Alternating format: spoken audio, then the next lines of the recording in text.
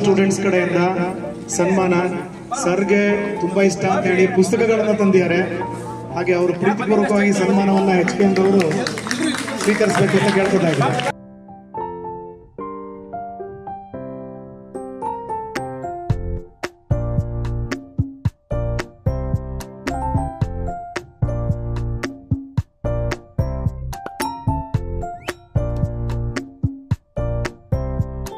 ಸಾರ್ಥಕ ಕ್ಷಣಗಳು. ಎಷ್ಟು ಜನಗಳಿಗೆ ತಮ್ಮ ನಿವೃತ್ತ ಶಿಕ್ಷಕರಿಗೆ ನಿವೃತ್ತಿಯ ದಿನ ಒಂದು ಶುಭಾಶಯವನ್ನ ಹೇಳೋ ಚಾನ್ಸ್ ಸಿಗುತ್ತೆ. ಜೀವನದಲ್ಲಿ ಕೆಲವರಿಗೆ ಮಾತ್ರ ಇಂತಹ ಸಂದರ್ಭ ಸಿಗುತ್ತೆ. ಅಂತಹ ಸಂದರ್ಭಗಳನ್ನ ಪಡೆದ ನೀವೇ ಪುಣ್ಯವಂತರು. HKM ಅವರ ಆಶೀರ್ವಾದ ನಿಮ್ಮ ಮೇಲೆ ಯಾವಾಗ್ಲೂ ಇರಲಿ. ನಮ್ಮೆಲ್ಲರ ಹಾರೈಕೆ HKM ಸರ್ ಅವ್ರ ಮೇಲೆ ಅವರಿಗೆ ಜೀವನದಲ್ಲಿ ಆನೆ ಸಿಗಲಿ ಅಂತ. ಆನೆ ಆ ಅಂದ್ರೆ ಆರೋಗ್ಯ, ನೇ ಅಂದ್ರೆ ನೆಮ್ಮದಿ. ಒಂದು ದೊಡ್ಡ ಆನೆ ಸಿಗ್ಲಿ ಅಂತ ಸರ್ಗೆ.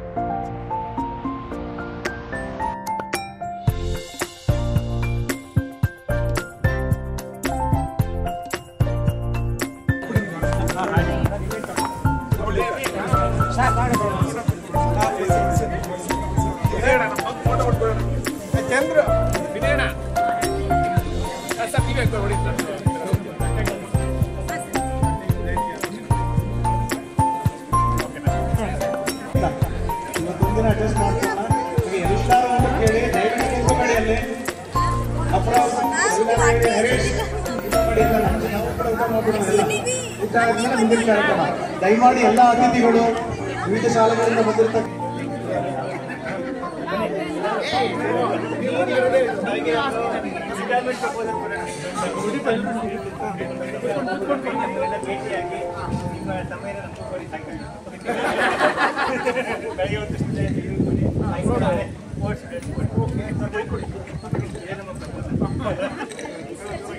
Sir, we all love you.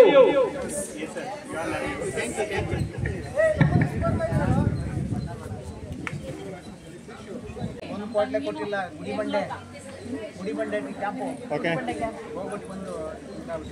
One more.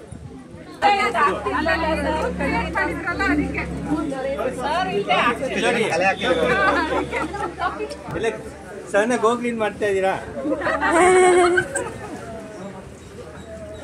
Okay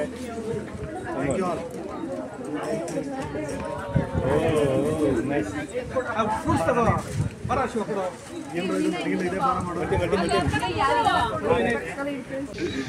ದಿವೇನಿಲ್ಲ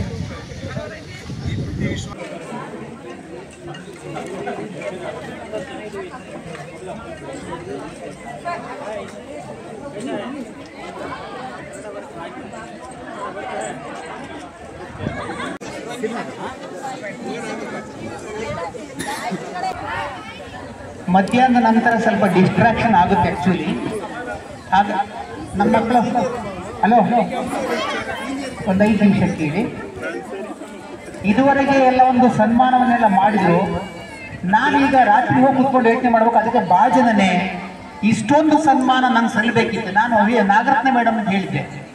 madam ಹೌದು ಮೇಡಮ್ ನನಗೆ ಸಂಬಳ ಮಾಡ್ತಿದ್ದಿರಲ್ಲ, ಈ ಮಾತು ಸುಳ್ಳು ಹೇಳಿದೆ. ನಾನು ನಿರ್ವಹಣೆ ಮಾಡ್ಕೊಂಡು ಹೋದೆ, ಅದಕ್ಕೆ ದೊಡ್ಡ ಮೊತ್ತದ ಸಂಬಳ ಸಿಗ್ತೇನೋ ಅಂತ ಅನ್ಸುವಂತ ಮನಸ್ಸಾಯ್ತು. ಓಕೆ ಹಾಂ, ಈಗ ನನ್ನ ನಾನು ಬಾಲ್ಯದಿಂದ ಇಲ್ಲಿವರೆಗೆ ಬಂದ ಬಗ್ಗೆ ಎಲ್ಲ ಮಾಹಿತಿ ಹೇಳಿದ್ರು.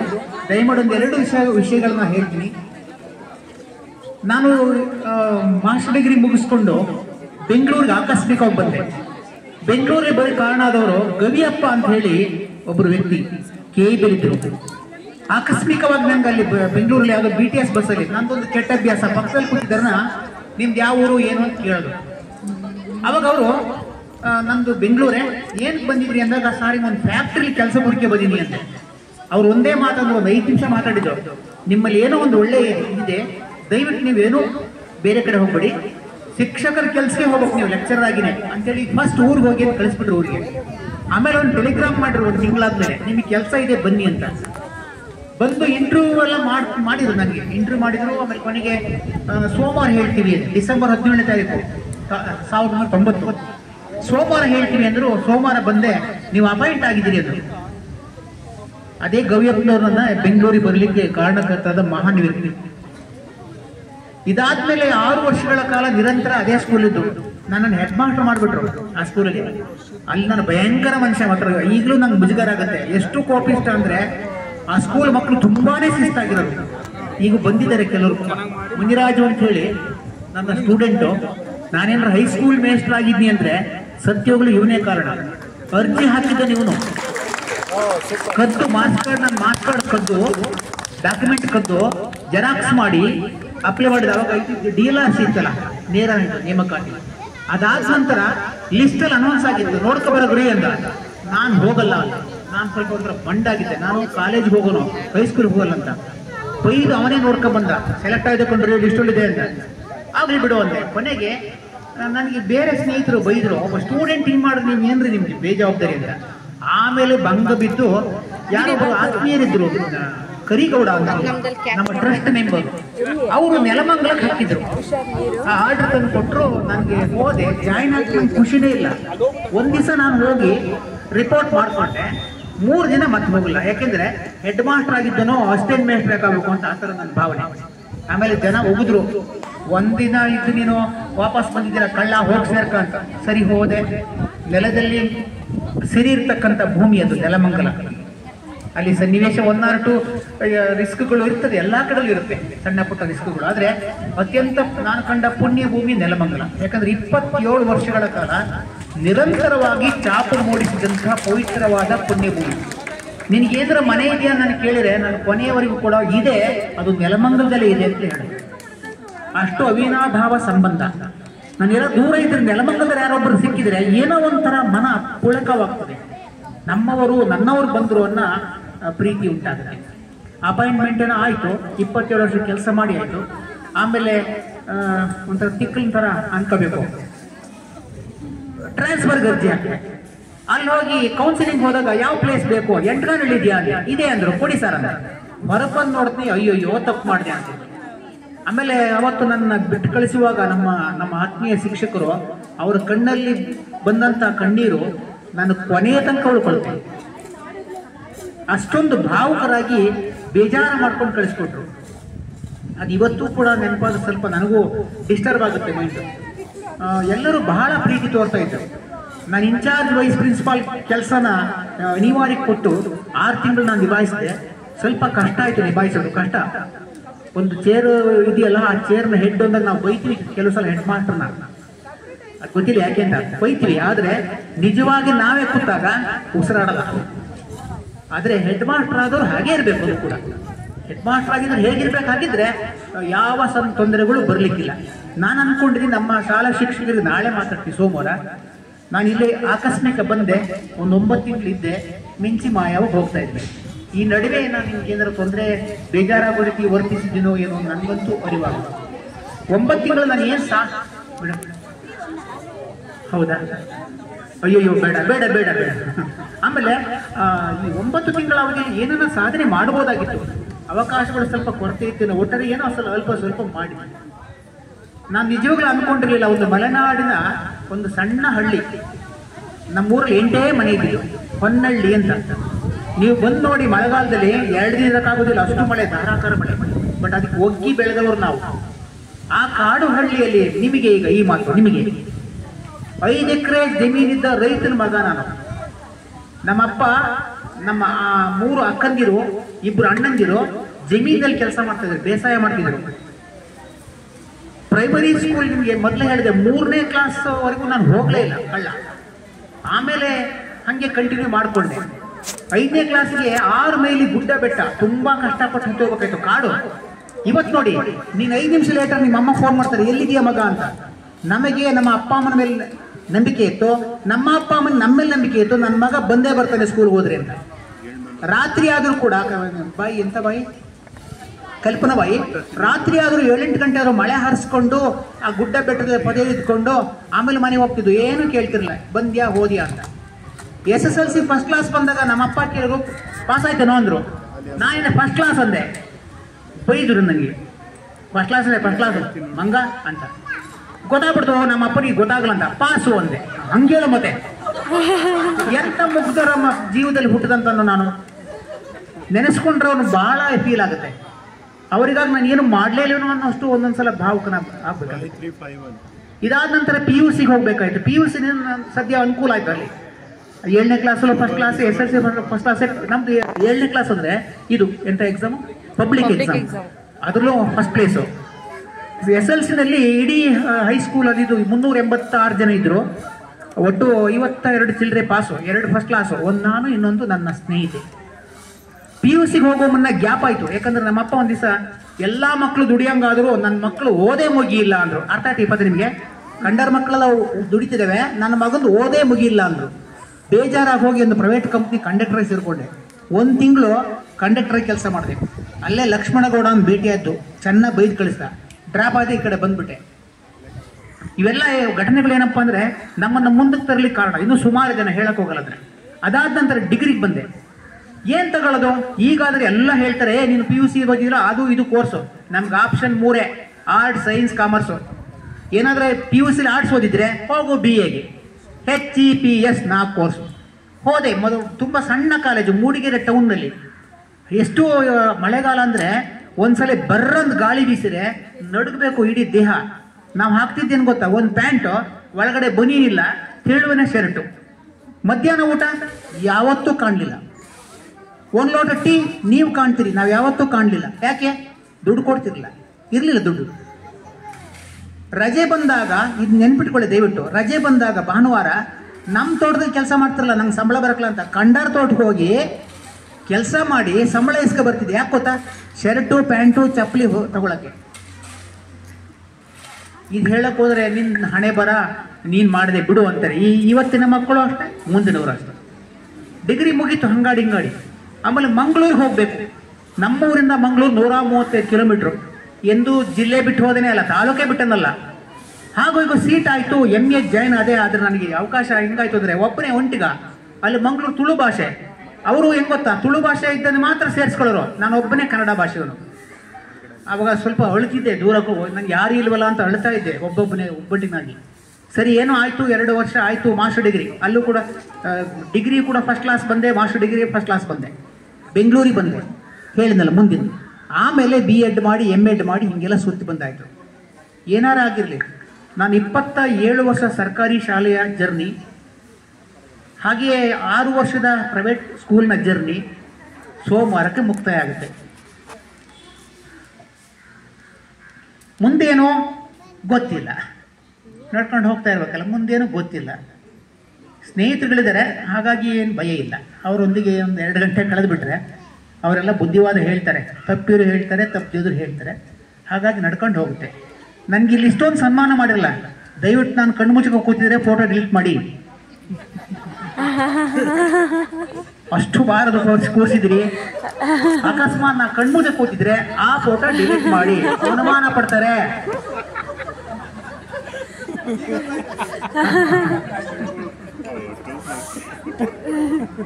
ನಾನು ಸ್ವಲ್ಪ ಹಾಸ್ಯ ಪ್ರಜ್ಞೆ ಇತ್ತು. ಯಾರಿಗಾರ ಹಿನ್ನೆಲೆ ಬೇಜಾರದ ಹಿನ್ನೆಲೆಯಲ್ಲಿದ್ದರೆ ಹಾಸ್ಯ ಪ್ರಜ್ಞೆ ಜಾಸ್ತಿ ಇರುತ್ತೆ. ಬೇರೆಯವ್ರು ನಗಿಸಿ ಅದರೊಳಗಡೆ ಖುಷಿ ಪಡುವಂಥ ಒಂದು ಇಲ್ಲ, ಅದಾಗಲಿಲ್ಲ. ಯಾಕೆ ಗೊತ್ತಾ, ಇಲ್ಲಿ ನಮ್ಮಲ್ಲಿ ಒಂದೇ ಜಗಳ ರೀ ನಮ್ಮ ಟೀಚರ್ಸಲ್ಲಿ. ಇದು ಏನು ಗೊತ್ತಾ, ಇಷ್ಟೊಂದು ಜಗಳ ಆಡೋದು ನಾನು ನೋಡಲೇ ಇಲ್ಲ. ಯಾವುದಕ್ಕೆ? ನನ್ನ ಕ್ಲಾಸ್, ಅಯ್ಯೋ ನನ್ನ ಕ್ಲಾಸ್ ಹೋಯ್ತು, ನಾನು ತಗೋಬೇಕಾಯ್ತು, ಸರ್ ನನ್ನ ಕ್ಲಾಸ್ ಬೇಕು, ನಾನು ಆಯ್ತು ಮೇಡಮ್, ಆಯ್ತು, ಯಾಕೆ ತಗೊಂಡ್ರಿ ಮೇಡಮ್, ನೀವು ನೆಕ್ಸ್ಟ್ ಹೋಗಿ. ಈ ಥರ ಇಂಥ ಒಳ್ಳೆಯ ಸ್ಟಾಫ್ ಇದೆ, ಬಹಳ ಹೊಂದಾಣಿಕೆ ಇರ್ತಕ್ಕಂಥವ್ರು. ನನ್ನ ಸೇವಾವಧಿಯಲ್ಲಿ ಎಲ್ಲ ಒಳ್ಳೆಯ ಶಿಕ್ಷಕರನ್ನ, ಸಹಪಾಠಿಗಳನ್ನು ನೋಡ್ಕೊಂಡ್ಬಂದೆ. ಕೊನೆಗೆ ಬಹಳ ಅತ್ಯುತ್ತಮವಾದ ಸುಸಂಸ್ಕೃತ ಶಿಕ್ಷಕರ ಜೊತೆಗಿದ್ದು ಹೊರಗಡೆ ಬರ್ತಾ ಇದ್ದೀನಿ. ಇದು ಬಹಳ ಸಂತೋಷ ಆಗಿದೆ. ಇನ್ನು ಮುಂದೇನು ಹೇಳೋದಿಲ್ಲ, ಸಮಯ ವ್ಯರ್ಥ ಮಾಡಲ್ಲ. ಓಕೆ, ಇಷ್ಟೇ. Thank you sir. ಸರ್ 60ರ ಇಳಿ ವಯಸ್ಸಲ್ಲ, ಅದು ಏರು ಯೌವನ ಅಂತ ಕರಿಬೋದು. ಆ ವಯಸ್ಸಿನಲ್ಲೂ ಕೂಡ ಎಲ್ಲ ಕೆಲಸ ಕಾರ್ಯಗಳನ್ನು ಯಾರೊಬ್ಬರನ್ನು ಅವಲಂಬಿಸದೆ, ಯಾರ ಮೇಲೂ ಬಿಡದೆ ತಾವೇ ಮುಂದಾಳತ್ವವನ್ನು ವಹಿಸ್ಕೊಂಡು ನಿರ್ವಹಿಸ್ತಾರೆ. ಹಾಗಾಗಿ ಅವರ ಬದುಕಿನುದ್ದಕ್ಕೂ ಅವರು ಹೇಳಿದ್ರು, ಎಷ್ಟೊಂದು ಕಹಿಯಾದ ಘಟನೆಗಳಿದೆ, ನೊಂದು ಬೆಂದಿದ್ದೀವಿ, ಆದರೆ ಬೇರೆಯವರ ಮುಖದಲ್ಲಿ ನಗುವನ್ನು ನೋಡೋದಕ್ಕೆ ನನಗೆ ತುಂಬ ಖುಷಿ ಅನಿಸುತ್ತೆ ಅಂತ ಹೇಳ್ತಾ ಇದ್ರು. ಹಾಗಾಗಿ ಮುಂದಿನ ಅವರ ಎಲ್ಲ ಜೀವನವೂ ಕೂಡ ಸುಖಮಯವಾಗಿ, ಸಂತೋಷದಾಯಕವಾಗಿ, ತೃಪ್ತಿಕರವಾಗಿ, ಆನಂದದಾಯಕವಾಗಿ ಇರಲಿ ಅಂತ ಆ ದಯಾಮಯನಾದ ಭಗವಂತನಲ್ಲಿ ಕೇಳ್ಕೊಳ್ತಾ, ಸರ್ 100 ಕಾಲ ಸದಾ ಸುಖಿಯಾಗಿ ಎಲ್ಲರನ್ನೂ ಹೀಗೆ ನಗಿಸ್ತಾ ನಲಿಸ್ತಾ ತಾವೂ ಖುಷಿ ಪಡ್ತಾ ಚೆನ್ನಾಗಿರಲಿ, ಅವರ ಕುಟುಂಬದ ವರ್ಗದವರಿಗೆ ಹಾಗೂ ಎಲ್ಲರಿಗೂ ಕೂಡ ಎಲ್ಲರ ಒಟ್ಟಿಗೆ ಸದಾ ಕಾಲ ಖುಷಿಯಾಗಿರಲಿ ಅಂತ ಆಶಿಸ್ತಾ ನನ್ನ ಒಂದೆರಡು ಮಾತುಗಳನ್ನು ಆಡೋದಕ್ಕೆ ಅವಕಾಶ ಮಾಡಿಕೊಟ್ಟಂತಹ ನಿಮ್ಮೆಲ್ಲರಿಗೂ ಧನ್ಯವಾದಗಳು. ಒಂದು ಪುಸ್ತಕ ಬರುತ್ತೆ, ದಯಮಾಡಿ ನೀವೇ ಎಕ್ಸ್ಚೇಂಜ್ ಮಾಡಿಕೊಂಡು ಪುಸ್ತಕಗಳನ್ನ ಓದಿ ಅಂತ. ಎಲ್ಲ ನಮ್ಮ ಶಿಕ್ಷಕರು ಕೂಡ, ಈ ಶಾಲೆಯ ಶಿಕ್ಷಕರು ಒಂದೊಂದು ಪುಸ್ತಕವನ್ನ ಕೊಡುಗೆಯಾಗಿ ನಮ್ಮ HK ನಾವೆಲ್ಲ ಬಂದಿದ್ದೀವಿ ಅಂತ ನೆನಪಿಗಾಗಿ, ನಾವು ಬಂದಂತಹ ನೆನಪಿಗಾಗಿ ಇಲ್ಲ, ನಿಮ್ಗಳಿಗೆ ಮೇಡಮ್ ಪರ್ಸನಲ್ ಆಗಿ ನಿಮಗೇನೆ HK ಸರ್ ಸೈನ್ ಹಾಕಿದ್ದಾರೆ, ನಾವು ಬಂದಿದ್ವಿ ಅಂತ ನೆನಪಿಗೋಸ್ಕರ ಮೇಡಮ್. ಈ ಬುಕ್ ನೋಡ್ತಿದ್ದಂಗೆ HK ಸರ್ ರಿಟೈರ್ಡ್ ಆದ ಫಂಕ್ಷನ್ ಜ್ಞಾಪಕ ಬರಬೇಕು ನಿಮಗೆ. ಮೇಡಮ್ ರಾಮಾಯಣ ದರ್ಶನ ಕೊಡ್ಬೇಕಿತ್ತು ಮೇಡಮ್ ಕೇಳಿದ್ರು. ರಾಮಾಯಣ ದರ್ಶನ ರಾಮಾಯಣ ದರ್ಶನ ಬೇಕಾ ಮೇಡಮ್ ನಿಮಗೆ? ಇದೆಯಾ? Okay okay. ಮುನಿರಾಜು ಅವರಿಗೆ ಮುನಿರಾಜು ಅವ್ರಿಗೆ ಸರ್ HK ಸರ್ ಅವರು ಮುನಿರಾಜು ಅವ್ರಿಗೆ ಒಂದು ಪುಸ್ತಕ ಕೊಡಬೇಕು ಅಂತ ಕೇಳ್ಕೊತಾ ಇದ್ವಿ. ಮುನಿರಾಜು ಸರ್ ಅವ್ರಿಗೆ HK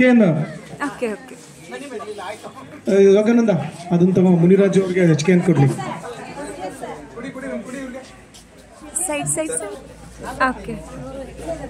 ಮೇಡಮ್ ಎಲ್ಲ ಹಿಂಗೆ ಇಟ್ಕೊಳ್ಳಿ ಮೇಡಮ್, ಎಲ್ಲ ಪುಸ್ತಕ ಇಟ್ಕೊಳ್ಳಿ. ಮೇಡಮ್ ನನ್ನ ಫೇವರೇಟ್ ಬುಕ್ ಅದು ಯಶಸ್ಸಿನ ರಹಸ್ಯಗಳು. ಮೇಡಮ್ ಆ ಯಶಸ್ಸಿನ ರಹಸ್ಯಗಳು ನನ್ನ ಫೇವರೇಟ್ ಬುಕ್, ತುಂಬಾ ಚೆನ್ನಾಗಿದೆ, ಓದಿ. ನೀವು ಕೂಡ ಎಕ್ಸ್ಚೇಂಜ್ ಮಾಡ್ಕೊಂಡು ಓದಿ ಅಂತ ನಮ್ಮ ರಿಕ್ವೆಸ್ಟ್. ಅಷ್ಟು ಜನ ಓದಿದ್ರೆ ಬುಕ್ಕಿನ ಸಾರ್ಥಕತೆ ಆಗುತ್ತೆ ಅಂತ.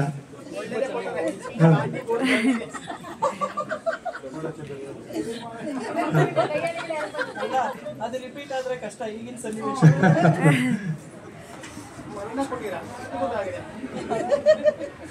ಈಗ HK ಸರ್ ಅವರು ಅವರ ಮೆಚ್ಚಿನ ಶಿಷ್ಯರಾಗಿರ್ತಕ್ಕಂಥ ಮುನಿರಾಜುರವರಿಗೆ ಒಂದು ಪುಸ್ತಕವನ್ನು ಕೊಡುಗೆಯಾಗಿ ಕೊಡಬೇಕು ಅಂತ ಪ್ರಾರ್ಥನೆ. ಅಲ್ಲೇ ಸರ್, ನಿಮ್ ಸರ್ ಕೊಡಿ ಸರ್, ಸರ್ಗೆ ಹಾಂ ಸರ್. ಜುಗಾರಿ ಕ್ರಾಸ್. ತೇಜಸ್ವಿ ಅವ್ರದ್ದು, ಆಯ್ತು. ಚಂದ್ರ ತೇಜಸ್ವಿ ಅವ್ರದ್ದು. ಮುನಿರಾಜ್ ಅವರಿಗೆ HKN ಅವರ ಶಿಷ್ಯರಾಗಿರ್ತಕ್ಕಂಥ ಮುನಿರಾಜರವರಿಗೆ ಸರ್ ಒಂದು ಗಿಫ್ಟ್ ಅನ್ನ ಕೊಡ್ತಾ ಇದ್ದಾರೆ. HKN ಹೈಸ್ಕೂಲ್ ಟೀಚರ್ ಆಗಿರೋದಂದ್ರೆ ಇವರೇ ಕಾರಣ. ಮುನಿರಾಜ್ ಸರ್, ನಮಗೆಲ್ಲ HKN ಸರ್ ಸಿಗೋದಕ್ಕೆ ಮುನಿರಾಜ್ ಅವರೇ ಕಾರಣ.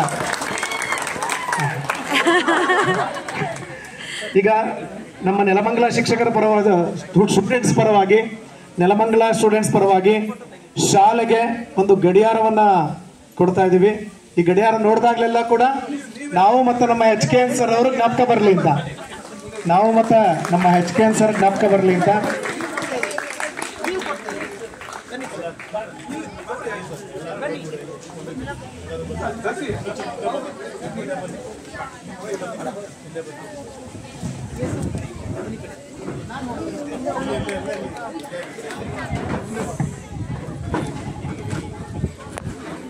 ಆಯ್ತು.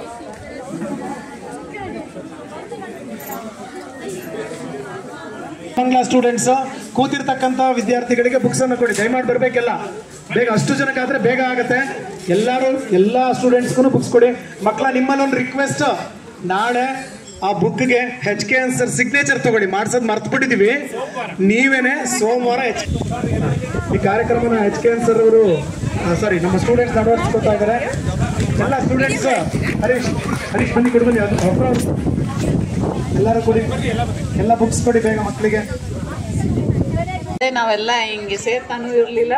ಮತ್ತು ಇವನ್ ಇದೊಂಥರ ನಮಗೂ ಆಫ್ಟರ್ 24 years ಗೆಟ್ ಟುಗೆದರ್ ಆಗಿದೆ. ಅವರು ಅಭಿಲಾಷ್ ಎರಡು ಮಾತಾಡ್ತಾರಂತೆ. ಅಲ್ಲ, ಹೇಳಲೇಬೇಕು, ಈ ಒಂದು ಪ್ರೋಗ್ರಾಮ್ ಇಷ್ಟು ಸಕ್ಸಸ್ಫುಲ್ ಆಗೋಕ್ಕೆ ಮೊದಲನೇ ಕಾರಣ SRM ಸರ್ ತಗೊಂಡಂತ ಇನಿಷಿಯೇಟಿವ್. ಸದಾ ಚಿರತೆ ಆಗಿರ್ಬೇಕು. ನಮ್ಮ ಜೀವನದಲ್ಲಿ 20 ವರ್ಷ ಜಾಸ್ತಿ ಮಾಡ್ತಾ ಇರ್ತಕ್ಕಂಥ SRM ಸರ್ಗೆ ಮತ್ತೆ HKN ಸರ್ಗೆ ನಮ್ಮೆಲ್ಲರ ಆಯಸ್ಸಲ್ಲಿ ಒಂದೊಂದು ವರ್ಷ ಅವ್ರಿಗೆ ಕೊಟ್ಬಿಡಿ ಅಂತ ಈ ಮುಖಾಂತರ ನಾನು ಎಲ್ಲ ನಮ್ಮ ಸ್ಟೂಡೆಂಟ್ ಪರವಾಗಿ ನಾನು ಕೇಳಿ ಬರ್ತಾ ಇದ್ದೀನಿ.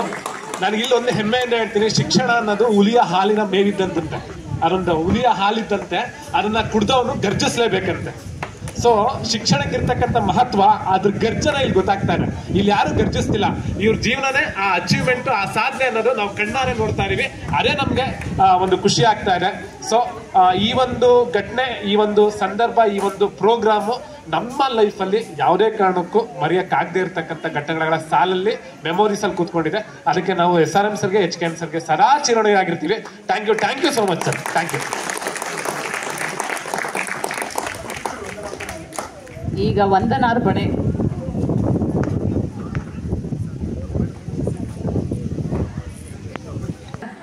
ಗುರು ವೃಂದದವರು ಅಂತ ಹೇಳ್ಬೋದು. ಅದು ಒಂದು ಸಾಗರನೇ ಬಂದಿತ್ತು. ಆ ಇಡೀ ಸಾಗರಕ್ಕೆ ಪ್ರಣಾಮಿಸುತ್ತಾ ವಂದನೆಗಳನ್ನ ಅರ್ಪಿಸ್ತಾ ಇದ್ದೀನಿ. ಅದರಲ್ಲಿ ತುಂಬ